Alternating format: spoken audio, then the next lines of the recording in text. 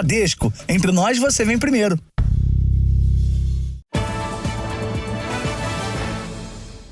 Boa noite. Boa noite. Funcionários de creches e berçários de São Paulo têm papel importante na identificação de estupros de vulneráveis. Nos últimos 2 anos e meio, esses profissionais denunciaram mais de 270 casos de violência sexual contra crianças do estado.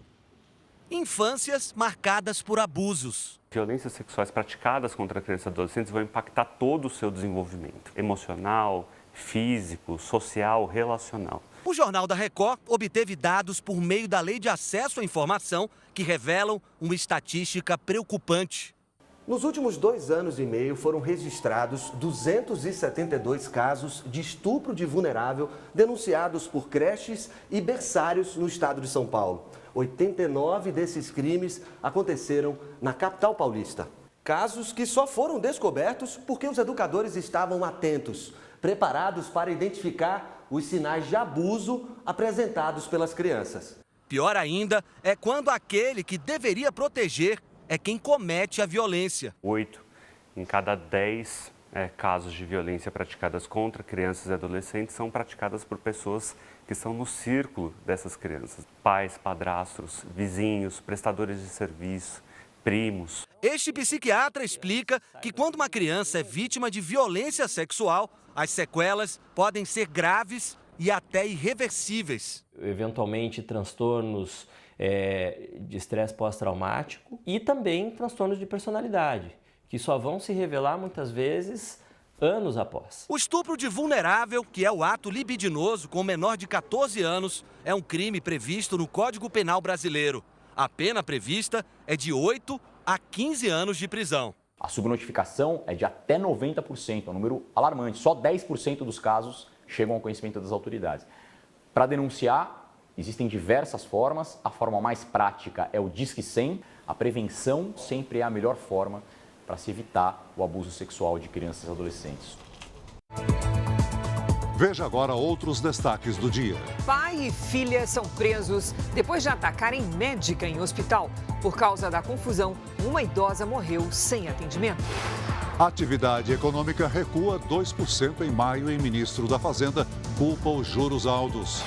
Lula cobra investimentos prometidos por países ricos e critica bloqueios econômicos. Rússia suspende acordo que permitia exportação de grãos da Ucrânia. Um dia de perdas. Na música, João Donato, pioneiro da bossa nova. E no futebol, Palhinha, ídolo do Cruzeiro, do Atlético Mineiro e do Corinthians. Irmãos separados na infância se reencontram trabalhando na mesma empresa e na mesma função. Na série especial, levantamento exclusivo do Jornal da Record faz um raio-x da violência contra a mulher no Brasil.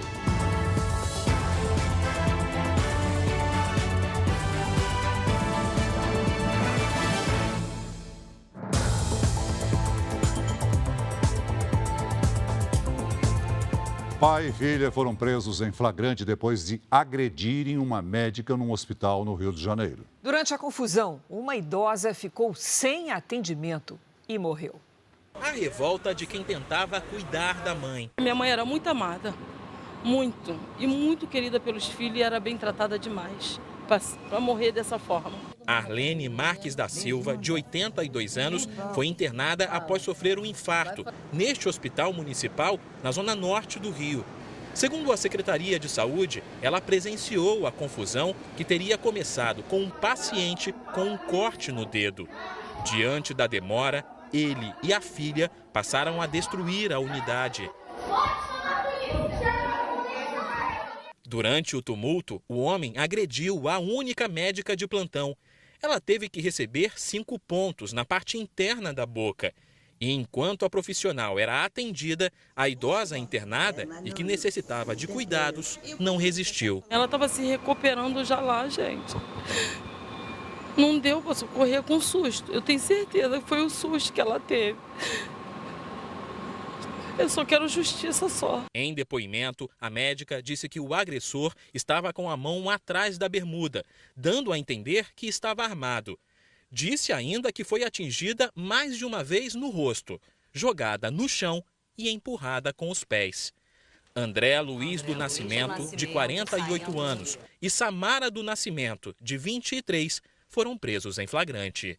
Pai e filha vão responder por crimes como desacato, lesão corporal e homicídio com dolo eventual. Para a polícia, os dois assumiram o risco de provocar uma morte quando agrediram uma profissional de saúde em pleno atendimento. Eles invadiram a sala vermelha, eles presenciaram os pacientes graves, eles tinham a consciência de que poderia morrer um paciente e eles não se incomodaram. Muito forçada essa acusação de homicídio, até porque é descabível. O Estado não pode querer culpar a sua ineficiência em duas pessoas que também são um paciente do hospital. Procurada, a Secretaria de Saúde informou que o plantão noturno é composto por 2 médicos, mas um dos profissionais escalados não compareceu por problemas de saúde. Um barqueiro está desaparecido depois de uma colisão entre 2 embarcações no rio Araguaia. Foi na região de Aruanã, em Goiás. Mergulhadores dos bombeiros fazem a busca pelo barqueiro. Por enquanto, o trabalho está concentrado no local do acidente. O rio Araguaia, ele possui essa água turva que um palmo à frente ali do rosto da pessoa já não é possível enxergar mais nada. Então o trabalho é tateando ali o fundo, as equipes vão mergulhando, tateando, varrendo todo o fundo. As 2 canoas bateram no domingo à noite, durante a travessia do rio Araguaia, em Aruanã, cidade a 315 quilômetros de Goiânia. Um dos barcos tinha 5 pessoas e voltava da Praia do Cavalo, uma das mais procuradas pelos turistas nessa época do ano. Um homem foi hospitalizado com ferimentos. A outra canoa foi encontrada à deriva no rio. O homem que estava a bordo da segunda embarcação tem 53 anos. Ele tinha ido buscar a mulher que trabalha em um dos ranchos da região. Os bombeiros recomendam que a travessia do rio Araguaia seja feita apenas durante o dia. O rio ele é traiçoeiro, ele possui diversos riscos e por vezes, como deve ter acontecido, o barulho do motor da sua própria embarcação, ele impede que você escute outra embarcação. Morreu nesta madrugada, aos 88 anos, o músico João Donato. Pioneiro da bossa nova, ele estava internado em um hospital no Rio de Janeiro. Um talento que começou a ganhar o mundo ainda na adolescência. Nos mais de 70 anos de carreira, João Donato se tornou um dos principais expoentes da bossa nova. Bananeira não sei, bananeira sei lá, bananeira sei não, a maneira de ver. Entre os parceiros, nomes como Gilberto Gil, João Gilberto, Tom Jobim e Vinícius de Moraes. Além da bossa nova, Donato passeou por vários gêneros como jazz, samba e ritmos latinos. Se destacou como pianista e arranjador. João Donato de Oliveira Neto nasceu em Rio Branco, no Acre. Ainda criança, aos 11 anos, veio com a família para o Rio de Janeiro. Ele chegou a se apresentar em festas no colégio.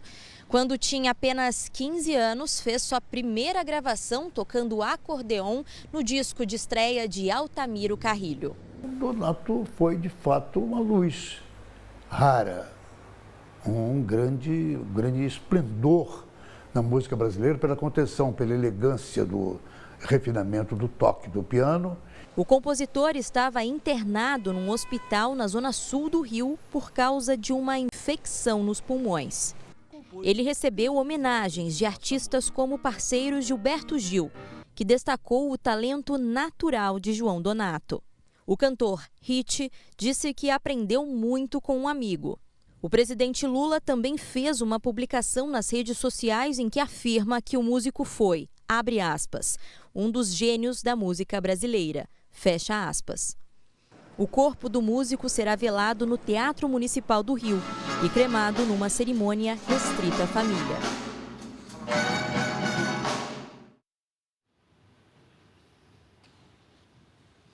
Um levantamento revela que o número de brasileiros endividados vem caindo. Ao mesmo tempo, a inadimplência aumentou. Parece contraditório, mas economistas consultados pelo Jornal da Record afirmam que este é um sinal de que a situação econômica no país apresenta melhora. Ao longo de 5 anos, a Tânia acumulou uma dívida de R$ 3.000 com cartões de crédito e carnês. Só em janeiro deste ano ela conseguiu fazer um empréstimo para quitar o que devia. Agora está conseguindo pagar tudo certinho. Gratificante você ter ali e saber que seu nome está limpinho ali e não ter nada assim. Assim como a Tânia, muita gente tem conseguido renegociar as contas pendentes. Na maior cidade do país, o endividamento caiu no primeiro semestre deste ano. Entre janeiro e junho do ano passado, 74% das famílias tinham dívidas. No mesmo período deste ano, a taxa caiu para 72,9%.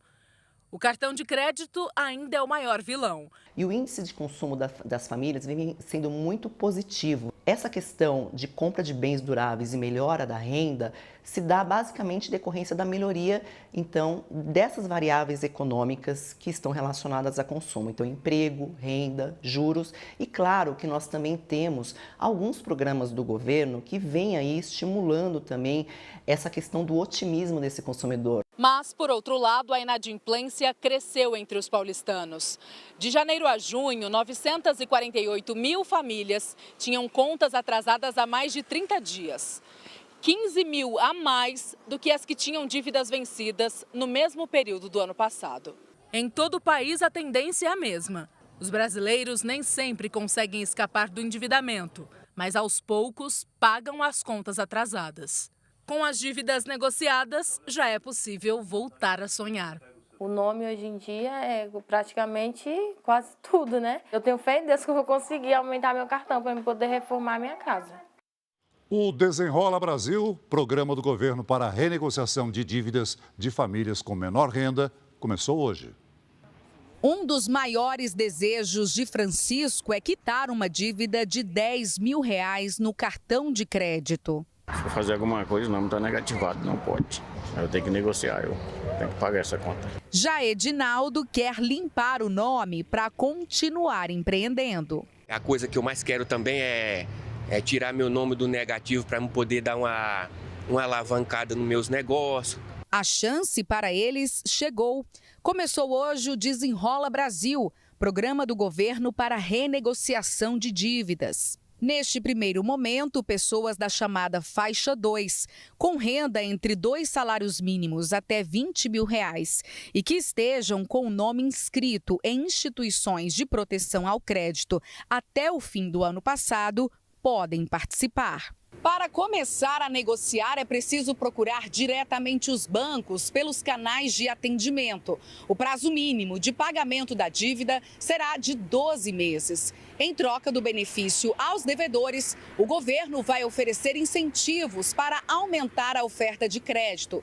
Os bancos também já retiraram da lista de inadimplentes quem tem dívidas de até R$100, cerca de 1,5 milhão de pessoas. Nós liberamos recursos para o sistema financeiro da ordem de R$50 bilhões para que o sistema bancário faça a renegociação da dívida com um estímulo de balanço importante para as operações bancárias. Nós podemos estar falando de cancelamento de dívidas da ordem de R$30 bilhões para a população de mais baixa renda. A partir de setembro, começa a negociação para a chamada faixa 1. Essa etapa do programa é voltada às pessoas com renda de até 2 salários mínimos por mês ou inscritas no cadastro único para programas sociais e que tenham dívidas de até R$5 mil. O André quer começar logo a negociar. Eu adquiri a dívida e tenho a consciência que eu fiz, né? Vai ter a possibilidade de eu voltar ao mercado de ter crédito, né? A Polícia Federal pediu as imagens das câmeras de segurança do Aeroporto Internacional de Roma, na Itália. A PF investiga o caso dos brasileiros que teriam hostilizado o ministro Alexandre de Moraes, do Supremo Tribunal Federal. O pedido foi encaminhado às autoridades italianas pelo representante brasileiro da Polícia Federal no país europeu. A expectativa é de que os arquivos com as imagens das câmeras de monitoramento do aeroporto de Roma sejam enviados aos investigadores brasileiros até sexta-feira. As imagens do saguão e da sala VIP do aeroporto de Roma passaram a ser o ponto crucial da investigação, depois do depoimento de um dos acusados de hostilizar o ministro Alexandre de Moraes. O corretor de imóveis, Alex Zanata, negou as ofensas e a possível agressão ao filho do ministro. O Ministério da Justiça pediu ampla cooperação das autoridades italianas para esclarecer o caso.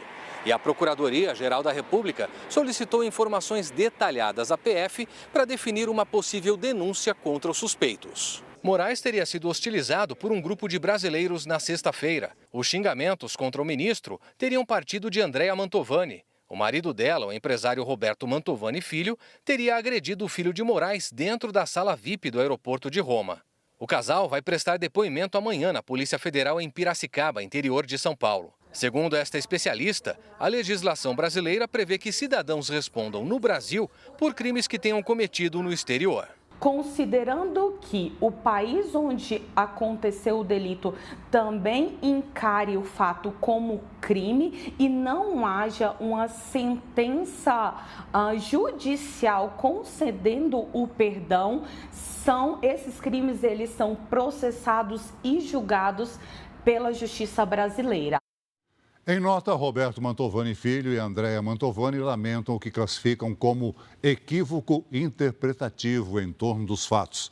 O casal disse que em nenhum momento ocorreram ofensas, muito menos ameaças, e afirmam que aguardarão a divulgação da íntegra das imagens do aeroporto para esclarecer o episódio.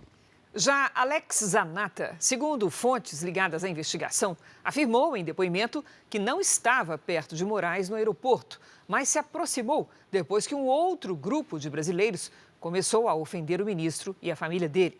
Alex disse ainda que teria sido ofendido pelo ministro por engano. Um turista precisou ser resgatado de helicóptero após cair numa trilha na cidade de Penha, em Santa Catarina. O local é de difícil acesso. O homem foi levado ao hospital. O pai do menino Bernardo Boldrini, morto em 2014, deixou a prisão. Leandro Boldrini foi para o regime semiaberto com o uso de tornozeleira eletrônica por causa da falta de vagas no sistema prisional. 4 guardas municipais que tentaram conter uma briga entre torcedores do Palmeiras e do Flamengo há uma semana prestaram depoimento. Os agentes disseram que não conseguiram identificar quem jogou a garrafa que provocou a morte da torcedora Gabriela Nelly, de 23 anos. No Rio de Janeiro, um caminhão tombou ao ser atingido por uma viatura da Polícia Militar que seguia pela pista exclusiva de ônibus. Um homem foi resgatado debaixo do caminhão. Além dele, outras 8 pessoas ficaram feridas. Nenhuma delas com gravidade. A Rússia anunciou o fim do acordo de grãos com a Ucrânia. A negociação permitia que os navios não fossem atacados durante o transporte pelo Mar Negro. O último carregamento chegou a Istambul nesta segunda-feira. O acordo foi negociado há um ano com a ajuda das Nações Unidas e da Turquia. O objetivo era frear a crise global de alimentos. A Ucrânia, uma das maiores produtoras de grãos, não conseguia exportar a produção, o que fez os preços dispararem em todo o mundo. Para retomar o acordo, a Rússia quer o fim das sanções ao Banco Agrícola do país e as restrições à exportação da produção russa. Moscou também denuncia que os alimentos não têm como destino os países pobres. A União Europeia chamou a atitude da Rússia de cínica e disse que vai trabalhar para garantir a segurança alimentar de quem mais precisa. Segundo as Nações Unidas, o acordo entre Kiev e Moscou ajudou a reduzir em até 20% o preço dos alimentos em todo o mundo. A Rússia garantiu que acabar com o acordo não tem relação com o ataque ucraniano à ponte da Crimeia, região ocupada pelos russos.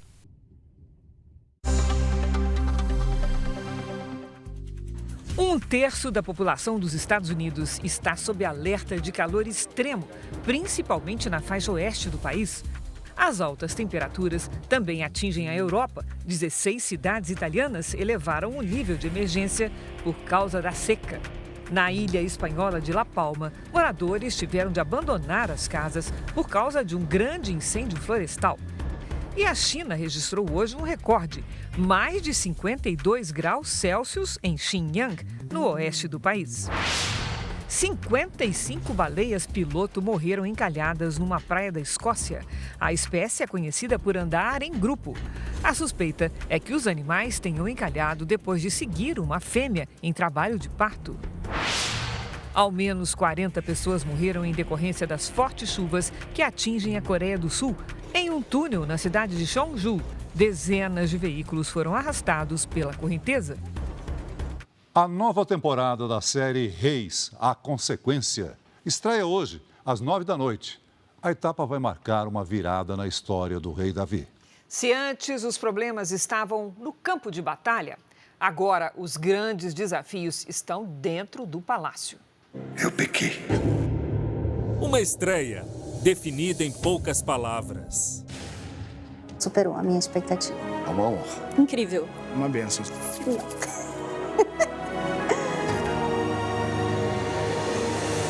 Meu passado não pode ser apagado.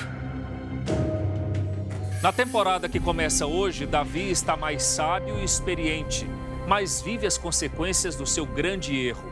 Traições, intrigas e até mortes vão abalar o palácio do rei. Mas Deus é contigo, Davi. Nós vamos ver na oitava um Davi tentando fazer de tudo para minimizar as consequências que ele sabe que ele vai ter que sofrer por causa do pecado. Ele já vem vendo isso na vida familiar dele, mas a oitava temporada a gente vai intensificar isso. E Davi, então, vai ficar aí tentando unir essa família. Porque não é só uma retratação dele com as pessoas mais próximas, é uma retratação dele com o seu povo, com as pessoas que ele tem responsabilidade por elas. Eu não quero que vocês descontem a raiva que tem de mim uns nos outros. Na trama, 15 anos se passam e a superprodução ganha um novo elenco. Principalmente porque agora é um Davi mais maturado, é um Davi mais experimentado, é um Davi que passou por muita coisa. Os problemas de Davi agora não estão mais nos inimigos de Israel. A questão agora é como lidar com essas pessoas que não me perdoaram pelo que eu fiz. Não só os filhos, mas tem esposas também que ainda têm aquela raiva contida. Os filhos vão dar muita dor de cabeça. Todo capítulo você vai ver o Absalão pensando uma coisa e agindo de uma outra forma, porque ele se rebela quase todo capítulo, gente. Agora a gente vê principalmente a consequência do pecado refletindo nos filhos dele, que acredito que seja o que mais doeu nele. Um enredo fascinante, que ganha vida com uma estrutura de cinema. É muito ousado e está se fazendo com maestria. Eu tento inovar através de enquadramentos, de movimento de câmera, de textura, de pós-produção. São muitos cenários, né, para contar toda essa história, essa trajetória. A gente tem que passar por muitos lugares, né, não só Jerusalém. Então, a gente tem que recriar esses ambientes para poder contar essa história. Até a oitava, a gente já tinha chegado a mais de 450 cenários. Nossa equipe teve acesso às filmagens e ao clima descontraído do set de gravações. Os atores garantem, o público vai se surpreender com essa nova etapa. Olha, quando eu li a série, eu me apaixonei pela história. Os romances, as relações, as traições. Então, realmente é imperdível. Sabe muito bem qual vai ser o próximo passo de Absalão. E mais, mistérios que já duram várias temporadas, agora serão revelados. Não diga nada ao Davi. Confia em você, seu miserável! A gente consegue transmitir muito bem isso já no primeiro capítulo. Tá bem a narrativa da oitava temporada. Ela está tensa, a gente sente o clima do palácio o tempo todo. Você não consegue me perdoar. Falta pouco para a estreia da oitava temporada da série Reis. Hoje, às 9 da noite. Chegou a hora que preparamos por todos esses anos. Olha, eu sempre fico muito nervoso em estreia. Sempre parece que é a primeira vez. Agora, a minha expectativa é das melhores. Tá todo mundo colocando um pedacinho de si, né, nessa história, nessa empreitada. E a expectativa é a melhor de todas. Imperdível? Imperdível. Um brinde ao que está por vir.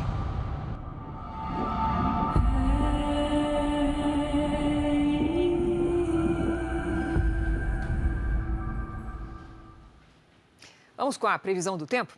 A semana começou com gelo no sul e muito calor no norte do país. Já está conosco a Lidiane Sayuri.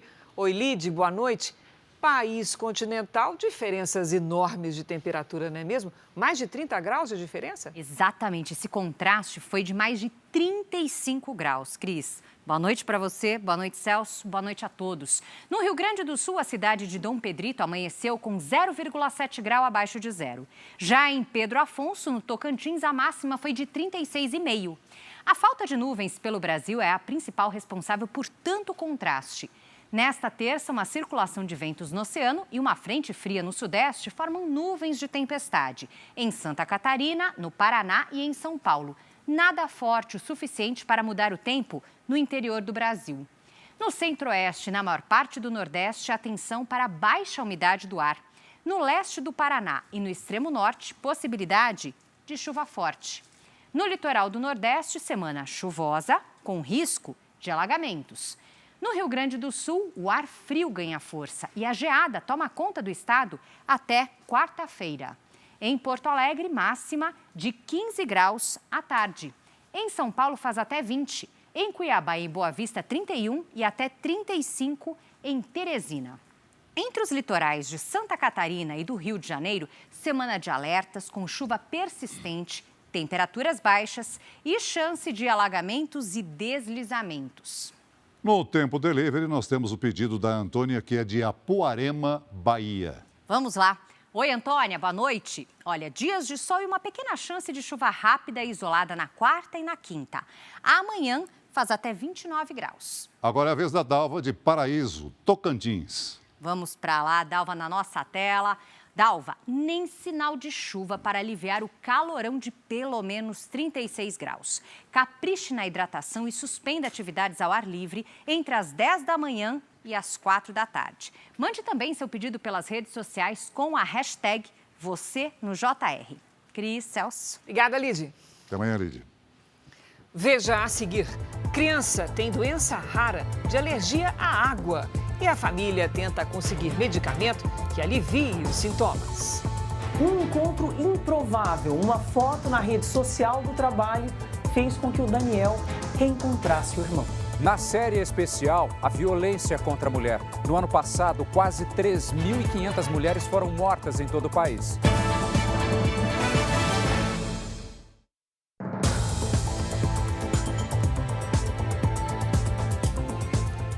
Uma criança em Minas Gerais foi diagnosticada com uma doença rara.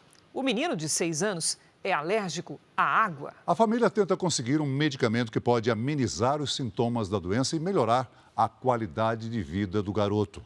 O tratamento marca o início de um novo ciclo na vida de Miguel, de 6 anos. Ele tem uma alergia rara à água, que foi descoberta em março. A gente começou sabendo que a gente não pode parar mais. Então, no próximo mês, a gente tem ainda que correr atrás, do valor da medicação para a gente estar dando ele novamente. Cada dose da injeção que o Miguel toma custa cerca de R$ 4.500. Os pais arrecadaram dinheiro por meio de doações. A família tenta conseguir na justiça que o SUS forneça as injeções. O remédio não cura, mas pode amenizar a doença. Foram várias visitas ao hospital até o filho ser diagnosticado. Além das marcas no corpo, a alergia causou choques anafiláticos. Ele sente dor de cabeça, enjoo, fica enjoado. A contato, ele fica muito vermelho. É um tratamento a longo prazo e com especialista. A doença já é rara, morrer por causa dela é mais raro ainda se você estiver dentro de um tratamento criterioso. Em casa, o menino precisa de cuidados especiais. Isso significa o mínimo de contato possível com a água. Nada de suor, lágrima e banho de no máximo 20 segundos. Além disso, ele só pode tomar água em pequenas quantidades, na mamadeira ou canudinho. Menos de 100 pessoas no mundo foram diagnosticadas com essa alergia. Isabela e o filho ainda têm um longo caminho a percorrer, mas não perdem a esperança de voltar a ter uma rotina sem tantos desafios. Consegui tomar um banho e beber um copo de água, aí eu vou pular. Eu já até brinquei assim, já que eu ia sair gritando para a rua fora. E eu também realizar o maior sonho da vida dele, que é ir na praia. 2 irmãos separados ainda na infância em Alagoas se reencontraram adultos na capital paulista. Os dois trabalham como porteiros na mesma empresa que presta serviços para diversos condomínios do estado de São Paulo. Daniel foi adotado com poucos dias de vida por uma família do interior de Alagoas, em Arapiraca, cidade onde nasceu e passou boa parte da vida. Sempre quis se encontrar com a família biológica, o que aconteceu uma única vez já na vida adulta. Eu entendo o lado da minha mãe porque ela teve uma vivência muito complicada, né? Não tinha condições, morava lá no lixão, lá em Arapiraca. Ela pediu perdão, chorou, se emocionou, também me emocionei. Na época, chegou a ver rapidamente o irmão mais novo, Donatan, o Dom. Algumas mudanças de endereço, desencontros e se perderam outra vez. No fim do ano passado, o Daniel deixou o interior de Alagoas para tentar a vida aqui em São Paulo, em busca de novas possibilidades de trabalho e, quem sabe, até fazer uma faculdade. Não foi fácil. Foram meses à procura de um emprego, pelo menos 10 entrevistas, até conseguir essa vaga como porteiro nesse condomínio na zona leste de São Paulo. Era só o começo de muitas surpresas. Daniel postou uma foto na rede social da empresa onde trabalha há 3 meses. Um outro funcionário que trabalhava há 3 anos na mesma corporação e também como porteiro, só que no interior do estado, viu algumas semelhanças. Dom resolveu pedir ajuda dos supervisores para esclarecer a dúvida. O supervisor dele entrou em contato comigo, perguntou se ele trabalhava com a gente, eu falei que sim. E aí ele falou, ele é irmão do Donatan, que trabalha com a gente aqui em Nova Odessa. E foi no prédio onde Daniel trabalha, na capital paulista, que o reencontro aconteceu. Dos dois lados, um misto de ansiedade e alegria. Os 2 irmãos se emocionaram como se fosse a primeira vez. Hora de botar uma vida em dia, relembrar as histórias. Eles falavam para minha mãe que a minha mãe ia ver ele, entendeu? Só que o tempo foi passando. A minha mãe disse que eles não passavam informação sobre ele. Foram muitos anos cruzando as ruas da pequena cidade do interior de Alagoas, visitando os mesmos lugares em Arapiraca, sem se encontrar. Mas foi na maior cidade do Brasil que Daniel e Dom, funcionários da mesma empresa, na mesma função, se reencontraram de vez. Só que agora, se depender deles, sem chance de se perderem mais. Eu tava falando pra ele aí pra gente organizar um churrascozinho, né? É isso mesmo, cara, é isso mesmo. E não se perder nunca mais um do outro. Ficar mais próximo, né? 2 trabalhadores que descarregavam laranjas quase foram atropelados em Planaltina de Goiás. Um carro vermelho se aproxima em alta velocidade. O motorista perde o controle, sobe na calçada e por pouco não atinge um dos trabalhadores. O homem não tem habilitação e foi levado para a delegacia sem ferimentos.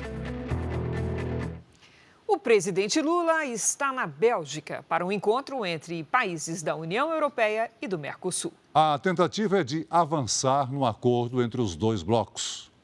Mudanças climáticas. Essa foi a expressão mais ouvida em Bruxelas durante o primeiro dia da cúpula da União Europeia e CELAC, a comunidade de estados latino-americanos e caribenhos.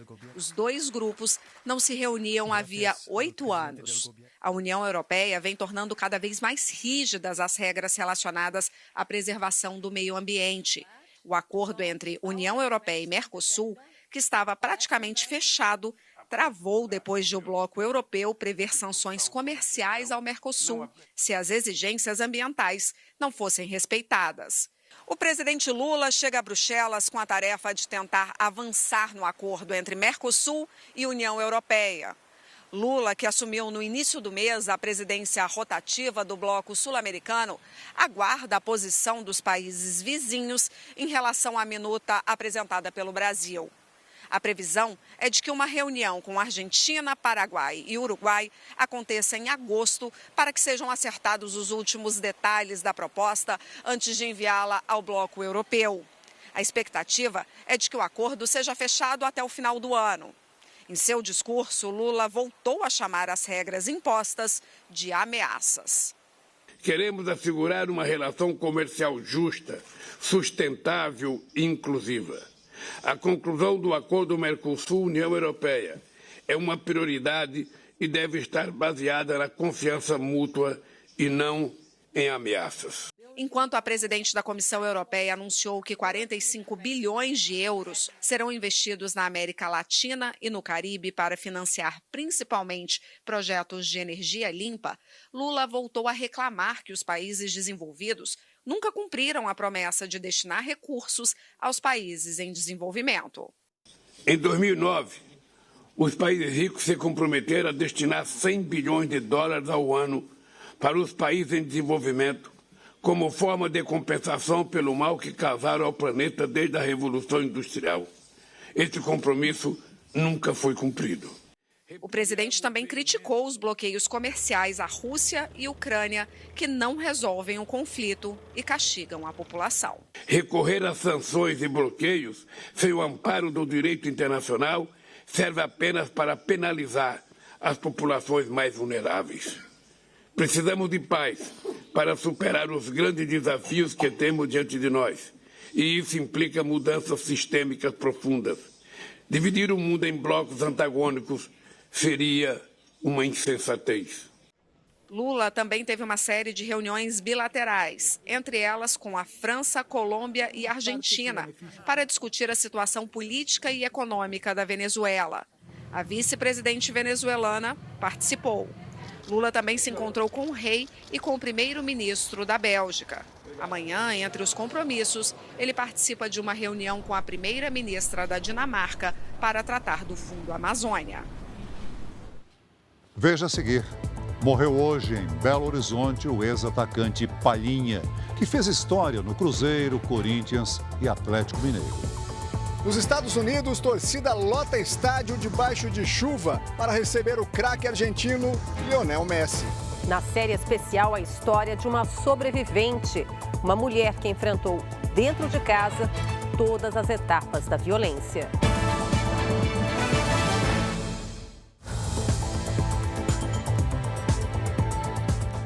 A reforma tributária pode gerar um imposto sobre o consumo de mais de 28%. O alerta é de um estudo do IPEA, que é o Instituto de Pesquisa Econômica Aplicada. O ministro da Fazenda contestou esse cálculo e ainda reclamou dos juros altos. A nota técnica do IPEA, órgão vinculado ao Ministério da Fazenda, foi feita com base na reforma aprovada na Câmara. Se não houver mudanças no Senado, o Brasil pode ter o IVA, o Imposto sobre Valor Agregado mais elevado do mundo, com a alíquota de 28,04%. Isso significa que a cada R$ 100 gastos no consumo de bens e serviços, R$ 28,04 seriam de imposto. O IVA é o tributo que será criado para substituir 5 impostos: PIS, COFINS, IPI, ICMS e ISS.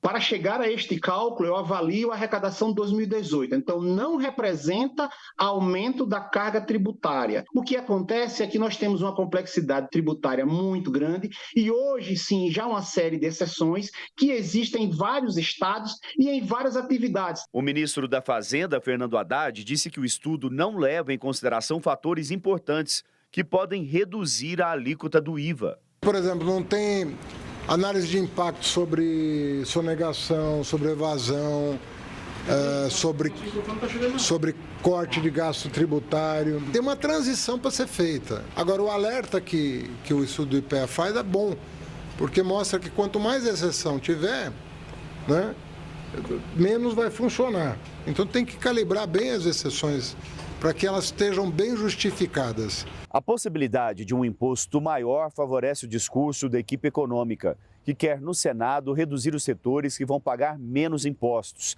Na reta final da tramitação na Câmara dos Deputados, foram feitos acordos para beneficiar setores como o agronegócio, serviços de hotelaria, parques de diversão e temáticos, restaurantes, aviação regional e até clubes de futebol. O princípio da reforma está corretíssimo: simplificar.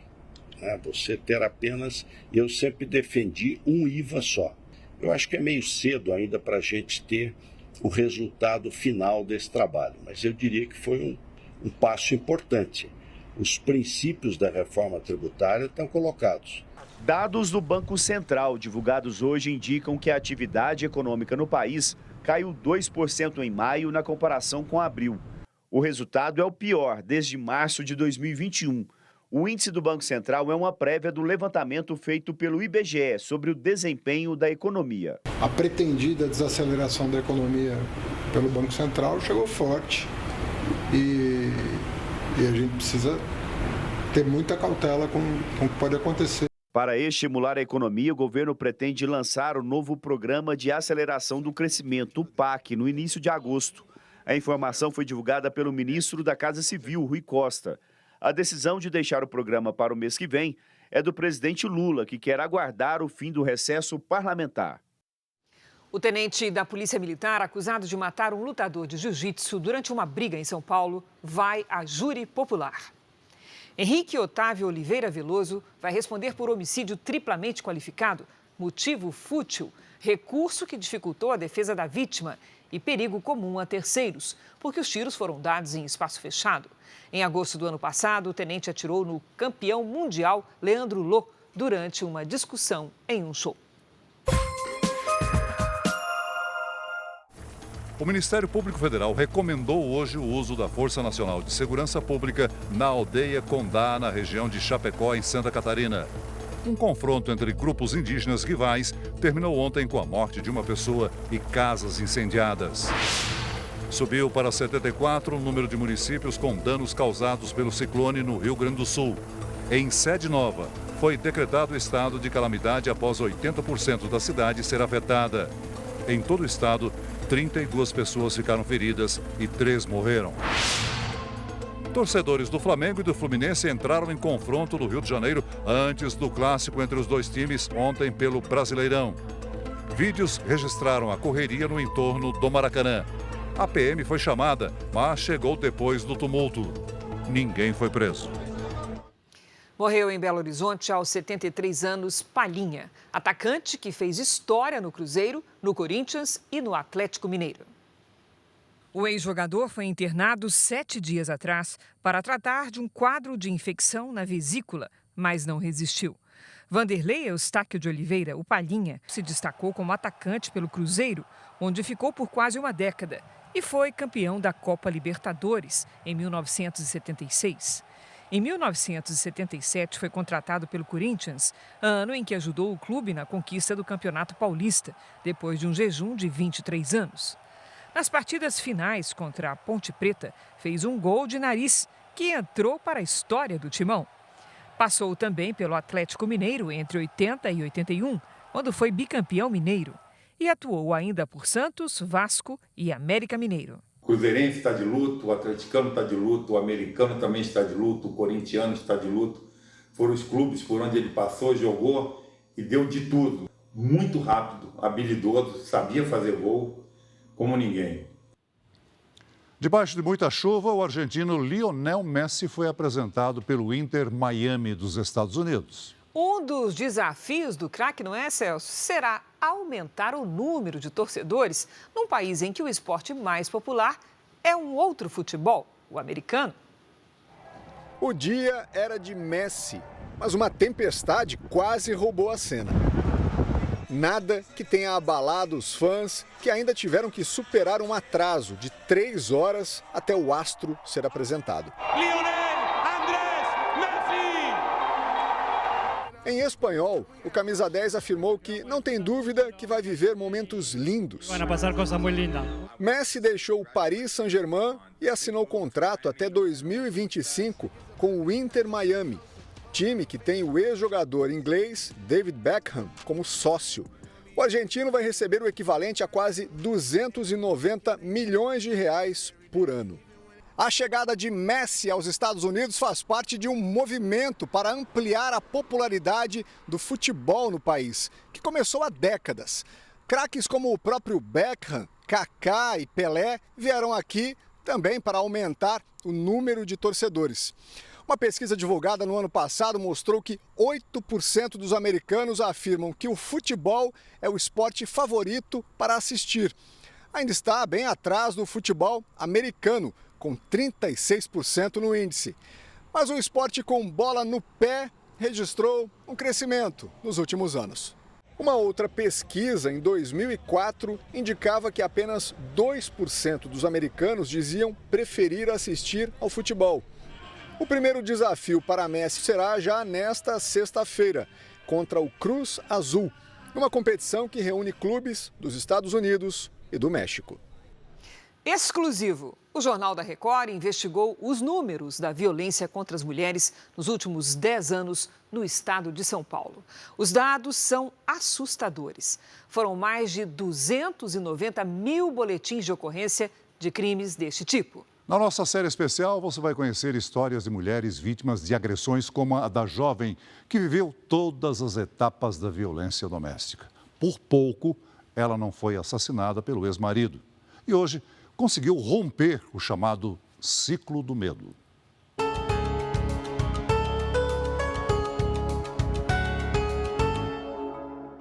Quebrou porta de guarda-roupa. Eu vou te destruir moralmente, uma na perna e 13 nas costas. Ele manda mensagem ou ele vai lá tentar reatar.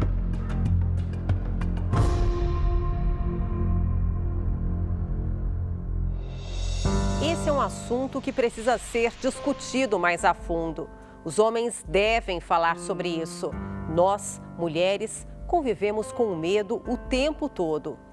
E nós, homens, com a vergonha de ver situações como essas se repetindo ao nosso redor.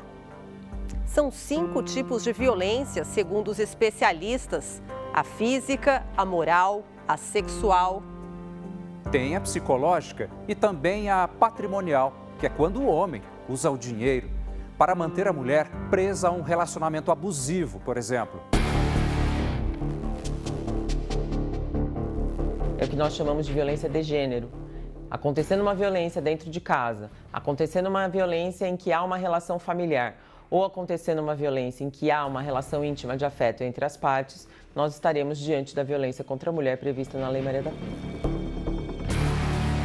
Nós vamos discutir todo tipo de violência nas reportagens que você vai ver nesta semana.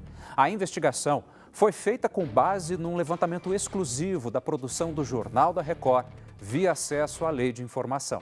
São dados de todas as delegacias de polícia do estado de São Paulo ao longo de 10 anos. O resultado é assustador. Nesse período foram registrados mais de 295 mil boletins de ocorrência de crimes contra mulheres. Isso dá uma média de 79 ocorrências por dia, uma a cada 18 minutos, crimes que são cometidos por homens. A história desta mulher de 25 anos está entre esses casos. Ela não mostra o rosto porque ainda tem medo do ex-companheiro. Ele queria tomar a filha dela, que era recém-nascida, quando partiu para a violência. Com ela no colo, segurando com um braço, me deu um soco no peito. E quando ele foi para levar ela, que eu segurei ele no braço, que ele gritava que ele não ia levar minha filha, foi onde ele me deu uma cotovelada no olho e uma na boca. Foi assustador, eu achei que eu ia perder minha filha naquele momento. Ela já era vítima de constantes agressões, só que de outra forma. Falava que eu era uma vagabunda, diversas ameaças que ele fazia. Ele chegou a falar que ia me esquartejar, que ia botar fogo na minha casa. A violência contra a mulher costuma ter um ciclo. O primeiro sinal é a irritação do companheiro, que pode vir acompanhada de ameaças e destruição de objetos. Depois acontecem os xingamentos e as humilhações. Até chegar à agressão física.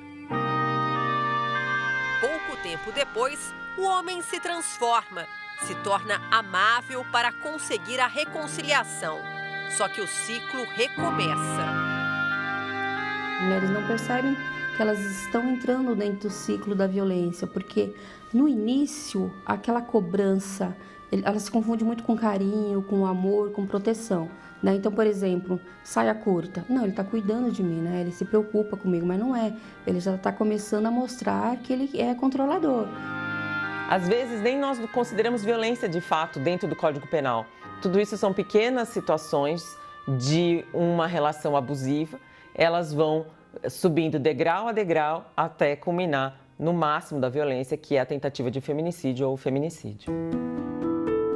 Só no ano passado, 3.489 mulheres foram assassinadas no Brasil. Por pouco, a vítima de violência doméstica do início da nossa reportagem não entrou para esta estatística. Ela denunciou o marido, conseguiu uma medida protetiva. Mesmo assim, as ameaças continuavam.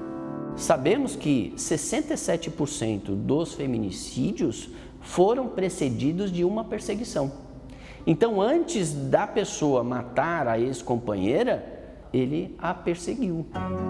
A violência seguia o ciclo, até que no fim do ano passado, ele a procurou mais uma vez.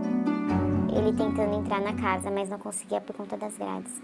Eu cheguei a fechar a porta do meu quarto, que é bem no corredor, e consegui olhar com o que ele estava na mão. Era uma faca, um cabo vermelho. E foi onde eu fechei a porta do quarto, tranquei. E depois dali ele foi embora e os vizinhos me resgataram, né? Depois disso, o agressor foi preso, mas não ficou muito tempo na cadeia, apenas 3 meses. Eu sempre tenho que estar em alerta. Eu nunca saio tranquila. Eu perdi aquela tranquilidade que eu tinha de poder sair na rua sem ser perseguida, né? E pensar que a vida segue e que um dia a filha vai saber que a mãe quase acabou morta, vítima da violência. A mãe passou por isso, então eu não quero que você passe. Hoje em dia, a violência é muito forte contra a mulher. E nenhum homem pode te calar. Você tem livre arbítrio de você fazer o que você quiser.